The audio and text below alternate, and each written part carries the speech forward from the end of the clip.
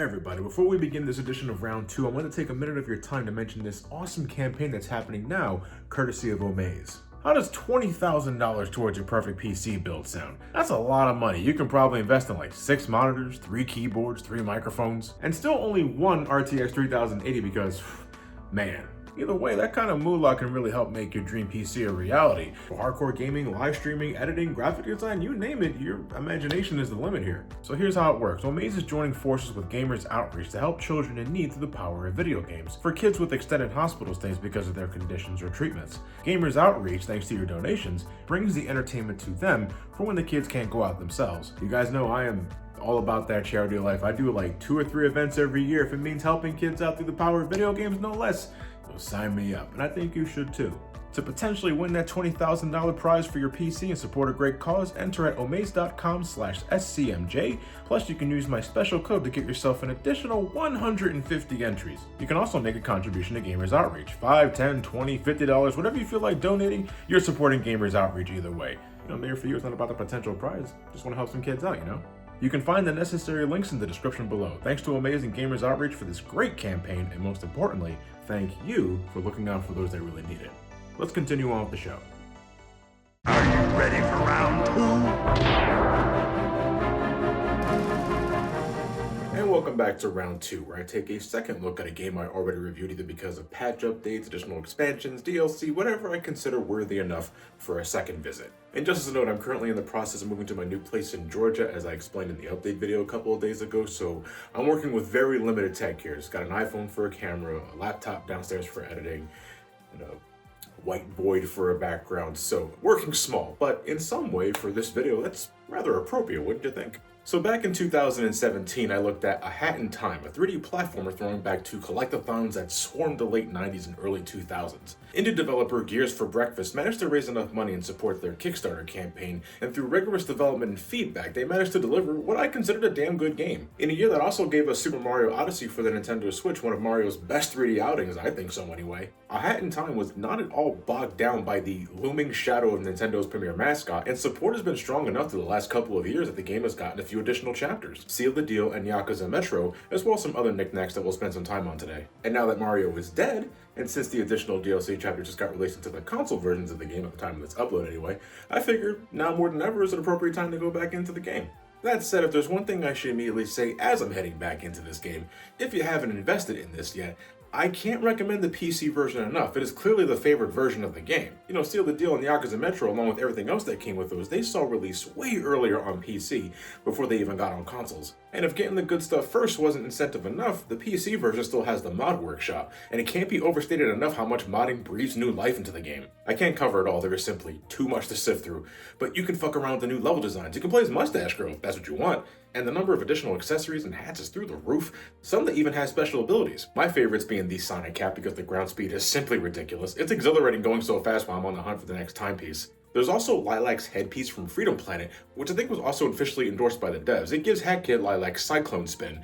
It's great as an attack, but it excels in covering large jumps. I wouldn't recommend it for your first playthrough. It breaks the game in half with proper use. But it's so much fun to use anyway, and for some of these new challenges, it could be a good equalizer. But if you're keen on the console release, maybe you don't have a gaming rig, or maybe it's just not your thing, the base game is still a great buy. You know, I don't want to make it sound like a PC version or bust. I'd just rather you get the best investment for your bucks. And the DLC chapters gives the whole package greater value anyway, regardless of the platform. Starting with Seal the Deal, co-op was added to the main game. You and a friend can sit down and start collecting timepieces together in split-screen platforming action, or you can play together online through something like Steam's Remote Play or Parsec, with one player controlling Hat Kid, and the other controlling the new kid in town, Bo Kid. She doesn't have any significance in the story or anything, she's just a Luigi to Hat Kid's Mario, same abilities and all. I ended up sticking with her for my revisit through the game's campaign, just to make things visually different enough. And it was funny seeing her plastered on the chapter images when you play as her, like that Dante from the Devil May Cry sticker you see everywhere in memes. They didn't bother making new title cards for her, but this is in some bizarre way more charming. I am surprised that they decided to give us a completely new kid for a co-op buddy instead of just giving us Mustache Girl, without having to rely on mods and all that. I mentioned Devil May Cry earlier. When's this game getting a Virgil mode? So yeah, the main campaign still holds up. I sort of skimmed through the dialogue, there wasn't much of a story here in the first place, but I did enjoy revisiting those specific chapters that were filled with a lot of laughs. The game has a great, if surprisingly dark sense of humor. Chapter 2 still remaining my favorite in the game. The Metal Gear stealth sections, the murder mystery in the train rush afterwards, full of energy, altogether it's so good. The soundtrack is still a fantastic listen, I can't recommend it enough. I don't want to repeat too much of what I said previously about it. Just go listen to it.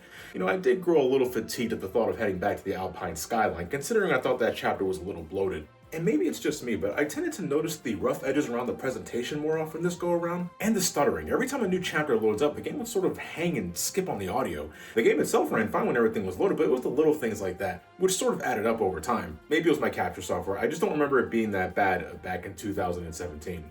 But the control and utility of the character with the different hats you can wear, each coming with different skills for varied situations, still makes the game one of the best I've experienced in 3D platformers. The jumps, the dives, the eventual hook shots, swinging across large distances, the sense of flow in this game is lucid. Even if things get a little problematic with precise positioning. Precise positioning, that's kind of hard to say fast. It's that little hop that kids do when climbing a ledge. Great for parkour, finicky as fuck on smaller platforms, still not a big fan of it. And now there's even more difficult challenges to deal with thanks to Death Wish, which was included in the Seal the Deal pack. You're basically revisiting certain acts of the game with extremely difficult stipulations. I'm talking strict time limits, limited damage, or just straight up new level designs that'll kick your teeth in. It's mainly for bragging rights, but you also get to unlock additional dyes, music, and outfits that you can use whenever. The retro model I love so much, I immediately switched to it once I got it. And this isn't a huge deal, but I love how this mode gives you this peace and tranquility screensaver for when you just need to chill the fuck out for a second, maybe after too many deaths and such. You can spend those extra pawns to lower the difficulty of the challenge if you want. This does elicit a sort of mocking attitude, but I just like seeing the kid do this dance to this incredibly relaxing piece by composer Pascal Michael Stifel. I don't have to prove myself to anyone, you're damn right, Hag Kid. On to the next thing. No shit, I just realized I wasn't wearing my video glasses for these because these are a stronger prescription. I'm an idiot. The main addition from Seal the Deal was the Arctic Cruise, a new chapter added to the main story. You're just collecting new timepieces as far as the story goes. These new chapters mean about as much as the other levels in terms of the overarching plot now that I look back. But there are some new characters here, mainly the captain of the SS Literally Can't Sink, and his almost painfully cute crew, a bunch of baby seals. They're terrible at their jobs. The captain knows this and makes you wonder, dude, just hire more competent staff that helps you sleep at night. He's always got 2 cigars in his mouth. I mean, what the fuck? But these kids are just the most adorable thing. They speak in uwu. I'm not explaining that, you probably already know what that means. And despite their incompetence, they still do their best to make the crew's patrons feel welcomed. So leave it up to Hat Kid to fuck all that up. She hears of a timepiece out in the distance and then steers the cruise into an iceberg just to go get it, endangering the lives of everyone on board. I said it before in the first video, but Hat Kid, she's kind of a shit. Anyway, there aren't many acts to this chapter, and as a whole, this new level is okay. It's a lot of bloated fetch quests. The first hourglass is broken into a bunch of pieces and you have to scour the cruise to reassemble it. Then you help the captain and the crew keep the patrons satisfied, delivering food, drinks, cleaning up their messes. It's like Diner Dash with an increasingly angry walrus captain. But in a way it's too similar to the previous act because you're basically scouring the cruise again for things to collect, only now with a time limit. The best mission is when you crash the boat, Jesus Christ. In essence, it's still more of the same thing. You're collecting objects and bringing them to a set location, in this case, the patrons you just endangered, but the entire ship is topsy-turvy, leading to very chaotic level design that can be fun to tackle. It's not perfect, the uneven terrain can lead to some quirky control issues. It feels like you're constantly struggling with gravity and physics through the whole act, and it makes sense given the situation, but it gets frustrating on top of the issues I had with precise platforming that I went into earlier. The camera can also get obscured by all the destruction as well, getting kinda claustrophobic there. This was fun, nothing stellar. I put it on par with some of the more mundane missions in the previous chapters, except for the purple time rift, which can go fuck itself. Why is this the hardest time rift in the game that isn't a Death Wish challenge? God, this one sucked. Limited health, the photo pieces are so far apart. Good God. Even after resorting to mods, I still had to do it in multiple takes. It was not a fun time. The most recent add-on was NYAKUZA Metro, which also came with an online party function. You can now play the game with over 50 others at a given time. Stability may greatly vary, I feel that goes without saying for an indie title. You doing alright there, buddy? The door's right there, man. But with it turned on, you can see others playing the game as you are, and even compete with a group of friends that get high scores and all that. Might make for a good live stream of my Twitch community. I'll definitely have to consider that for later. The new chapter for this add-on is the NYAKUZA Metro level itself. And you know what? It's great that the success of A Hat in Time is clearly evident in the production values of these added chapters because Jesus Christ, it's so obvious with the new characters. And this goes for Seal the Deal as well. The captain of the cruise and especially the Empress are so well animated to the point where they sort of stick out considering everyone else in the game is still rocking that limited Dreamcast aesthetic. I mean, that's ultimately a compliment. I love the new characters, love the new dialogue. These are great additions to an already great game. But if I were to compare the two, NYAKUZA Metro wins by a landslide. This is one of my favorite chapters in the game now. Still has no significance in the story, it's kind of its own thing. You're just collecting more timepieces for completionist purposes at this point, but the production values, the bright neon colors, the Eastern Metropolitan influence and level design, there's a lot to admire here. Giant cats pulling the subways, I love that. There are so many food trucks all over the place that can refill your health in a pinch, each with a piece of flavorful text that's on point with the rest of the game's humor. The new outfits and colors you can rock. This jacket is great, the mask is great. Hat Kid looking out for others' health there. Maybe she's not that much of a shit like I thought. Ooh, never mind, she's a lost cause. But she can finally rock a melee weapon other than an umbrella, a fucking baseball bat. Finally, I can break the knees of those douchebag cat thieves. Fucking triple! And this music, man, this game is just killing it with the soundtrack. Rush Hour is a great piece that is an awesome send-off for the chapter's end especially. And the underground music for whenever you enter one of the manholes, I think this track was produced by Nelward. Ooh, so good.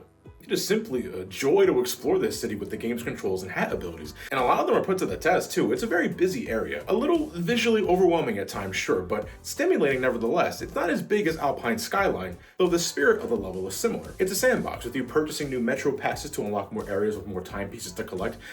Actual money for every mission completed that means absolutely nothing. Hat Kid wants timepieces, not money, the adorable idiot. There's also these new stickers that you can decorate photos within the game's photo mode, or you can just put them on your umbrella. This was all awesome. I just wish there was a better climax given how the chapter ends. That's my problem. It just ends. The Empress is set up as an intimidating villain for Hat Kid to eventually thwart, but that never really happens. There's no boss fight for this chapter, or seal the deal now that I think about it. Maybe they couldn't find the time or place, but it is a sour spot on an otherwise awesome chapter. If there's one downloadable add-on you need to experience for a Hat in Time, make it NYAKUZA Metro. This chapter gives the fucking Roomba and Hat Kid's spaceship a backstory. I didn't ask for that. Did anybody ask for that? They did it anyway, and it's the most lovable thing. Both Seal the Deal and NYAKUZA Metro are $5 a piece, and while I think Seal the Deal is the lesser of the two packs, both are still very much worth the price considering the content they're packed with. Seal the Deal, you got the co-op, the new Arctic Cruise chapter, and the Death Wish mode, which might as well be a different game considering how much it kicks your ass. And NYAKUZA Metro, you get the online party and one of the best levels in the game now with new costumes and a great aesthetic that's sure to tickle your platforming needs aplenty. So altogether we're talking $40 for the complete package. The base game is $30 standalone. I think it's worth it, but if you're unsure, from what I understand, the game goes on sale frequently, so keep a sharp eye out if you can. PC or consoles, it doesn't really matter. A Hat in Time, close to 4 years after its initial release, remains a damn good 3D platformer that you should not pass up. So what's next on the docket? Well, Final Fantasy is going to have to wait until I settle in the new place, so I'm going to need something to fill the